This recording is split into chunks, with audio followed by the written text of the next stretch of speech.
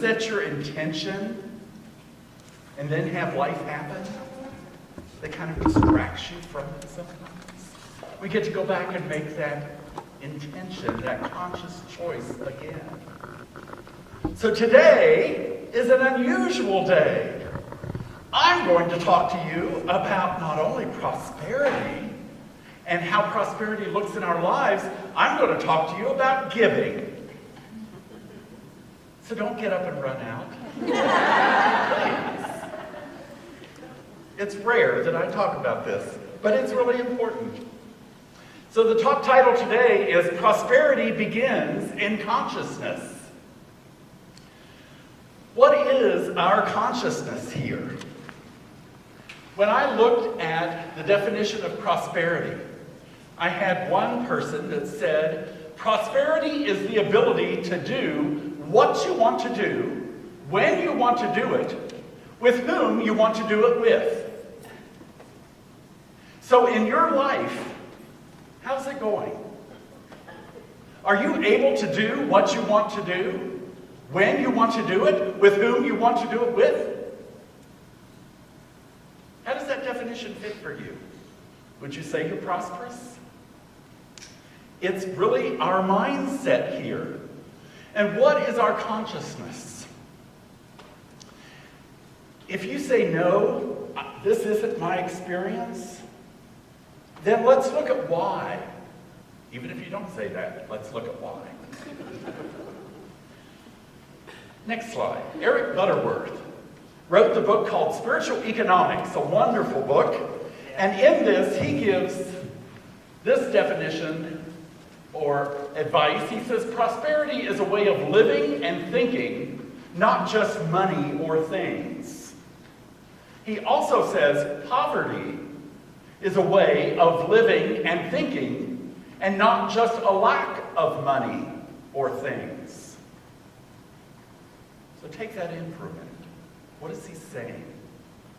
He's really saying that money and things, the material world, is not really our prosperity. And if we don't have those things in the material world, doesn't necessarily mean that we're living in poverty. It really goes back to what is our consciousness. So when we look at what is consciousness, consciousness is everything. There you go. You are an infinite consciousness having a human experience. Some people say we're a spiritual being having a human experience. That consciousness is what makes up our world. All of our thoughts, our beliefs, what we experience in life and how we interpret that makes up our consciousness. In the Metaphysical Bible Dictionary, Charles Fillmore, who's the co-founder of Unity, wrote this dictionary, and he says the definition of consciousness is our knowing that we know. The environment is made by ideas held in mind and objectified. The ideas that are held in mind are the basis of all consciousness. The nature of the ideas upon which consciousness is formed gives it character. In my words, I would say, is the glass half full or is it half empty? There's your consciousness. Are you looking for the good in life? Are you expecting good things to happen? Or are you looking for the negative things? Are you scared all the time that something bad is going to happen? Or you're just waiting for the other shoe to drop? That's where our consciousness is. It's how we experience life and what we want to do. So that's where Charles Fillmore says it's the nature of the ideas upon which consciousness is formed that gives it character. What is our character? Are we looking for good in life? Are we anticipating? Ernest Holmes talks about when we give a prayer treatment, when we do an affirmative prayer, if we have the feeling of anticipated expectancy, We're really waiting. We know this is going to happen. I've spoken my word. I've said my prayer. And yes, God is going to answer it and going to answer it now. Isn't that a much different consciousness of, well, I've prayed, but I don't know if God's going to answer. You know, sometimes I just don't get an answer. Can you feel the difference in the energy there? Where do you want to live? I want to go with a better, higher energy, because that's certainly going to move my life in a much more positive direction. So that's what we look at here. Our consciousness is what creates our world. And so we get that choice. If you listen to Honeymoon, what she was singing, she's going to make that choice to hear that voice. She's listening for that still small voice within. She's giving voice to Spirit as it comes through. And that's a choice we each get to make every day. Will we listen to what God has for us? Or are we hiding from that because we feel for somehow shame or less than? So the whole crux, I'll jump to the end of my talk, but you're going to get the rest of it. The whole crux of it is we are children of the Most High God. We are divine expressions. Well, what is God's nature? God's nature is to create, and God's nature is abundance. Just look at nature out, the number of trees, the number of different plants, the bees, the birds, all the things that go on. There is a huge abundance. Can you count the grains of sand on the beach? Can you count the number of leaves laying in your yard? God is abundance. And that is our nature as well, because we're made in the likeness and image of God. That doesn't mean some big superpower in heaven. That means right here, right now. God is within us, and it is abundance within us. And do we want to recognize that abundance and bring that forth into the world? Or is our consciousness going to say, oh, I'm never going to amount to anything? They always told me I'm a woman, I can't do this. I'm a man, but look, you're not as good as other people. What is it that you limit yourself with? Get over it. Move on to a higher consciousness. That's where we get to choose our thoughts. We get to choose. Are we going to beat ourselves up for things that we have done in the past? Are we going to leave that behind us? Step into the now moment and know this is the only moment that matters. And with this now moment, we can choose to tap into our source, Spirit, God, and let that come forth. Bring forth all of our gifts to the world. We can't control what goes on around us. So some people will say, I can't control the world. Look at all this stuff happening. Other people will say, it's all happening to me. You have a real shift in consciousness when you can recognize that the things that really count are the things that happen inside of you. You see, shootings are going to happen. People are going to lose jobs. Diagnoses are going to happen. But what are we going to do when that comes to us? Are we going to take that in and let it lower our vibration? Lose all hope? Or are we going to say, I know I'm one with God, and God has a blessing here for me. Let me find that blessing. Let me raise up to express more of what I can do. Janice Stanfield has a song, I cannot do all the good that the world needs, but the world needs all the good I can do. Are we going to give what we can? Are we going to do what we can to be peace in the world? To be love? To be joy in the world? Or are we going to say, oh no, that's not for me to do. Let somebody else do it. It's our consciousness. It's what choices we make in life. And you are a living magnet. Wherever your consciousness is, that's what you're going to attract into your life. And guess what? Here's the good news. If you don't like what you're attracting into your life, you can change your thoughts. You can change that consciousness. Now, I'm not saying it's easy. Ernest Holmes, our founder, said this is a very simple philosophy.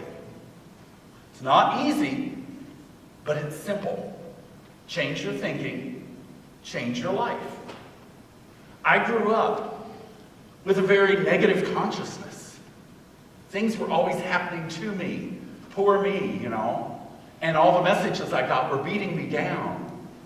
I thought the universe was against me. It was a huge shift in my consciousness when I came to understand that the universe was for me, that God was my power, my source, and that I can choose to look at that. Instead of looking at what the people around me were saying, I can go within. And through my connection with God, I can bring forth something much better than the vibration I was living in as a child. And I am very grateful for that. You wouldn't want to be around me. So you are the architect of your life. And I found that on a quote too. I already had it in my talk. But you are the architect of your life. You build your life however you want to build it. It's your choice. What kind of choice are you going to make for yourself? Are you going to use excuses? Or are you going to really step into the flow of God and the flow of good that's there and available for you? Consciousness is all we have. I want to shift and talk about money. Money is God in action. Money is just energy. Things that happen to us is just energy. So how are we going to deal with that energy? Are we going to use it and pass it on? And is it going to be a high vibration energy or a low vibration energy? It's our choice. Do we feel prosperous in what we're doing? If we don't, then we need to look at what's blocking that prosperity for us. Marcia Sutton said, resentments block prosperity. Money follows love. Do you have resentments that are blocking your prosperity? And do you welcome money into your life? The energy of money. Now you're going to probably, some of you will sit there and say, well, Reverend Rick, wouldn't everybody welcome money in their life? No. I know some people that say, I have enough. I don't really need any more. I've got enough to get by. It's okay. We're rejecting that flow of good coming to us. So I would like for you to visualize a hose, just a regular hose, and know that as the prosperity of money flows to us, we can't hold on to that. We must give that away to keep that flow going through the hose. We are that hose. God is our source that's giving us that inflow. And this can be prosperity in money. It can be in relationships. It can be in friendships. It can be in job situations. All aspects of life. Our health. Are we taking in the good that God has to give us? And are we allowing the good to flow from us? Or do we say, oh my gosh, I better not do any more because I want to make sure I have enough for me? What does that say about trusting Source, trusting God to provide for you? In the Bible, it talks about, look at the birds of the field. You know, how God provides for them. Well, aren't you more important? Now, I know some of you would argue with me about, is your life more important than a bird? But it's all important. And if God takes care of the bird, then God's going to take care of you. Can you believe that? Will you allow that to come into your consciousness? And will you live in that manner? Because when we open ourselves up, we allow that flow to come through. Some of us have problems with the inflow of the hose. We're not connected enough with God to allow that to come into our life. Well, I don't believe there's something out there because I don't believe in God. I don't believe in whatever. Well, then we call it nature. We call it spirit. We call it divine intelligence. There are many names for God. We call it Buddha. We call it Allah. We honor all paths to God here. So it doesn't matter what you call the divine intelligence. It's not going to change the nature of it. Ernest Holmes said, God doesn't care if you call it potato.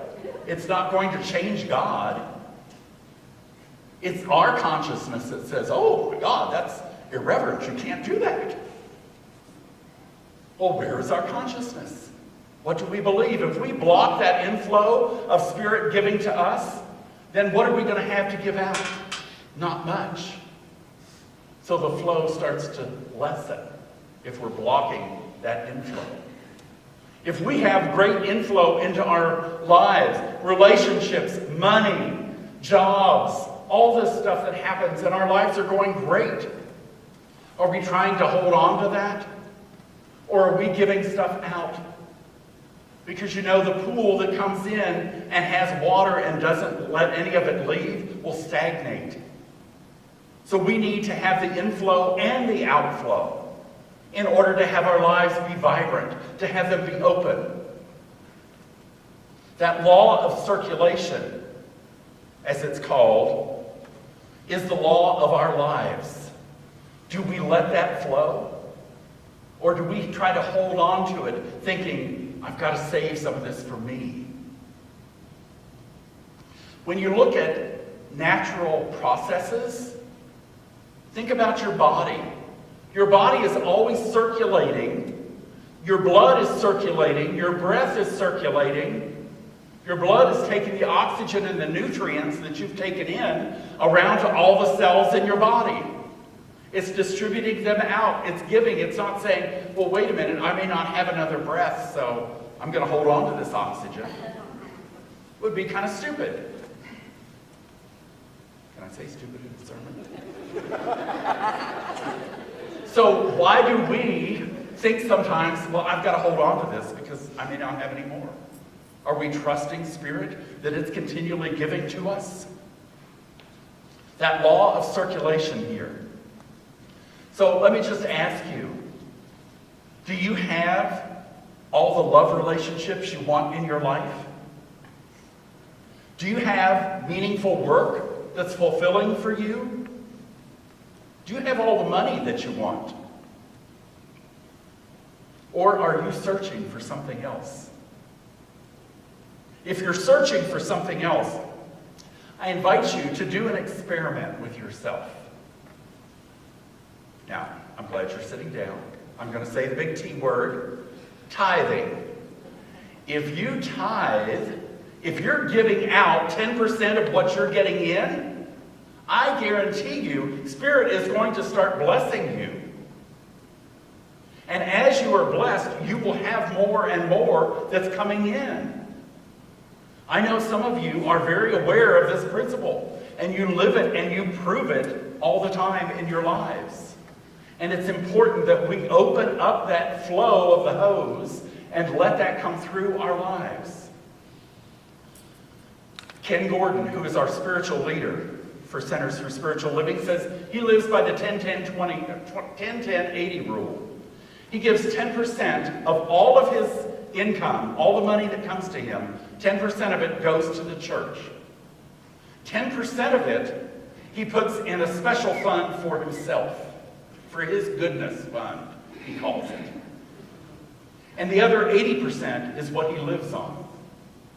Now, he didn't just start doing this one day. He built up to it. But he said his life is so prosperous because of how he does this. And that he's committed to it and does it all the time. I have had my own journey with that. I was giving money as I was in the church going through things. I was giving money. I was doing what I could, what I thought I could at the time. And then I got divorced. Well, as a divorced man that's paying child support and trying to hold on to his life and figure out where am I going to live and how am I going to have a car for transportation, I didn't have a lot of money. And I would give my $2 or my $5 or whatever I could give. And then I got to a point where I thought, I need to set some financial goals for myself. I don't need to just be in this financial survival mode. And so for me, my first financial goal, don't laugh too hard, was to be able to go out to eat once a week. This was a stretch for me, but that's what I wanted to be able to do. And I finally got to the point where I had enough money that I could go out to eat once a week. And so I set another financial goal for myself.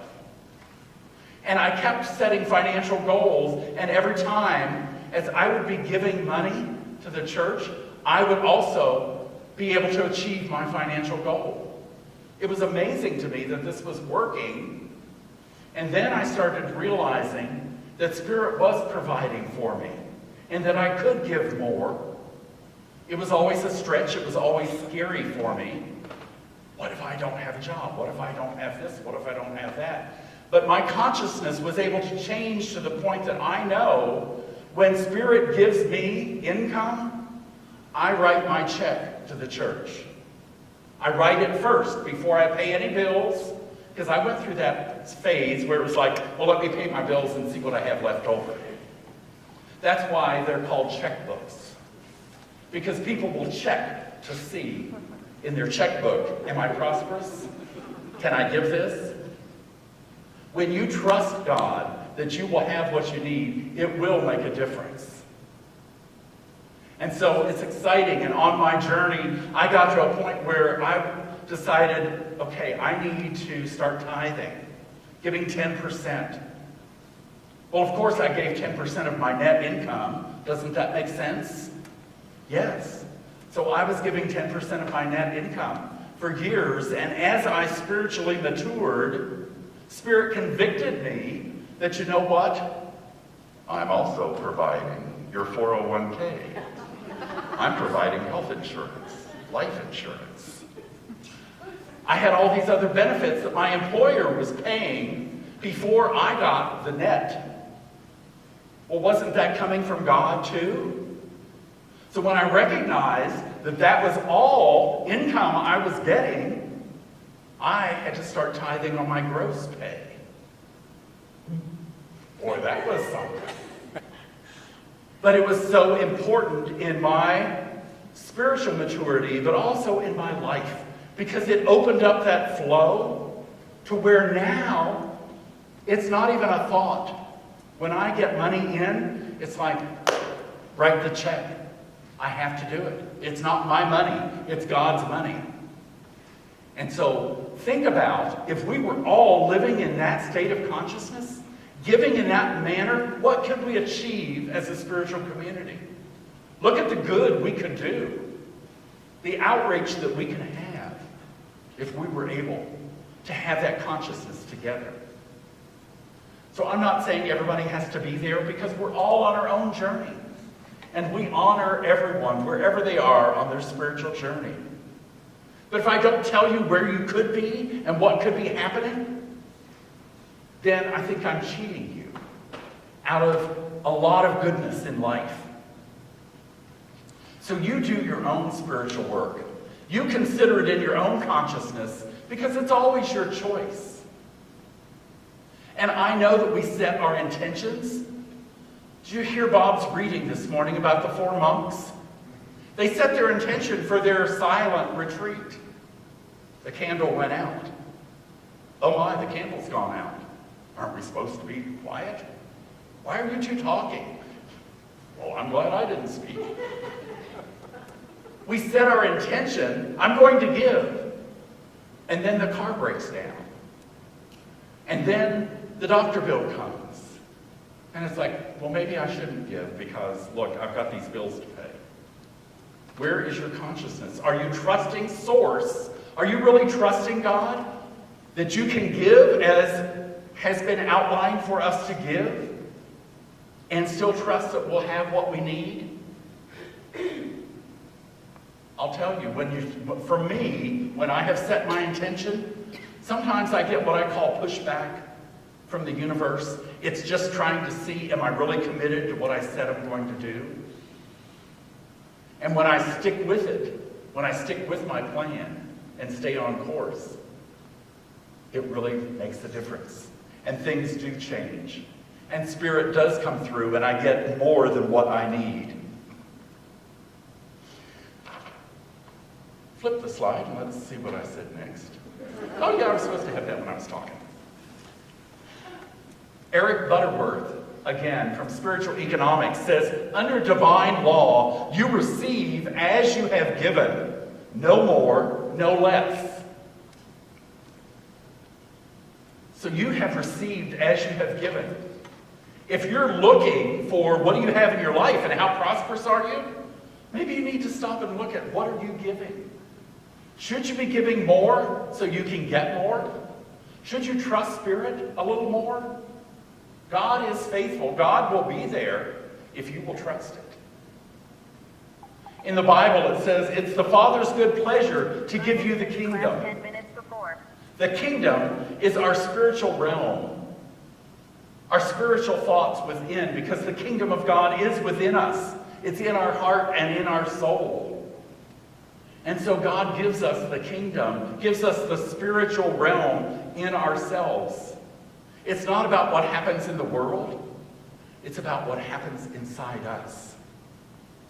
Where is our consciousness? And will we allow prosperity to flow into our lives? Or will we resist the good that's there for us? Remember that resistance blocks prosperity. And money follows love. Are you living your life from a place of love? Are you holding on to the consciousness of, I have all I need? There's a spiritual song I learned as a child, the little, I'm satisfied with just a cottage below, a little silver and a little gold. Well, that's a consciousness of, I just need this little bit here. I'll wait till heaven when I can have all this mansion. God is not withholding from us. We can have that mansion now. We can have our good now if we embrace that and if we welcome it into our lives. So look at what your consciousness is saying to yourself. Know that your prosperity begins in consciousness, and it's you and you alone that can transform your lives, can transform your minds, and receive good and more good into your life. Let us pray. We know that God is all there is, and that is our consciousness.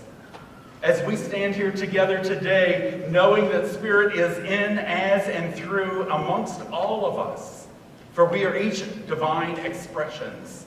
And in that expression of love, of joy, of abundance, we come together knowing that we create a higher vibration for this city, for this state, for this country, and for this world.